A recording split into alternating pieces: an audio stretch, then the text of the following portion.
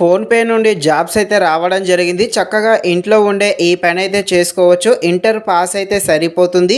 అలాగే తెలుగులోనే మనమైతే మాట్లాడాల్సి ఉంటుంది. కాబట్టి మీరైతే తెలుగులో తప్పకుండా మాట్లాడాలి. ఇక ఈ జాబ్ అనేది ఫుల్ టైము అదేవిధంగా పార్ట్ టైం కూడా ఉండడం జరిగింది. ఫుల్ టైం చేస్తే ఎక్కువ సాలరీ, పార్ట్ టైం చేస్తే తక్కువ సాలరీ అయితే రావడం జరుగుతుంది. ఇక ఈ జాబ్ యొక్క రోల్ ఏంటి, ఈ జాబ్‌కు ఎలా అప్లై చేయాలి, ఇలా మొత్తం క్లారిటీగా ఈ వీడియోలో మనమైతే మాట్లాడుకుందాం. మీరైతే ఈ వీడియోని స్కిప్ చేయకుండా ఎండ్ వరకు చూసేసి ఇంకా ఎవరైనా మన ఛానల్ని సబ్స్క్రైబ్ అండ్ లైక్ చేయకుండా ఉంటే ఇప్పుడే మన ఛానల్ని సబ్స్క్రైబ్ అండ్ లైక్ చేసి కాస్త నాకు సపోర్ట్ చేసేయండి.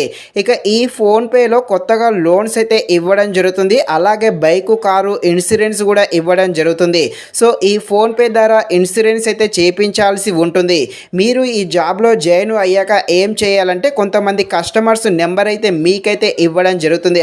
ఆ ఇచ్చిన నెంబర్స్కి అయితే మీరైతే కాల్ అయితే చేయాల్సి ఉంటుంది. కాల్ చేసి ఈ ఫోన్పే ద్వారా ఈ ఇన్సూరెన్స్ అదేవిధంగా ఈ లోన్స్ గురించి అయితే ఎక్స్ప్లెయిన్ చేయాల్సి ఉంటుంది.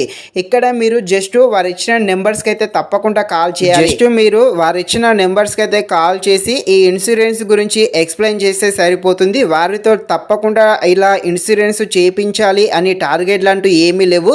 జస్ట్ వాళ్ళు ఇచ్చిన నెంబర్స్కి అయితే కాల్ చేస్తే సరిపోతుంది.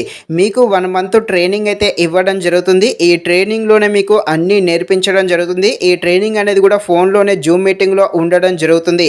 ఇక దీనికి ఎలా అప్లై చేయాలి అని తెలుసుకునే ముందు ఇంకా ఎవరైనా మన ఛానల్ని సబ్స్క్రైబ్ అండ్ లైక్ చేయకుండా ఉంటే తప్పకుండా మన ఛానల్ని సబ్స్క్రైబ్ అండ్ లైక్ చేసి కాస్త నాకు సపోర్ట్ చేసేయండి.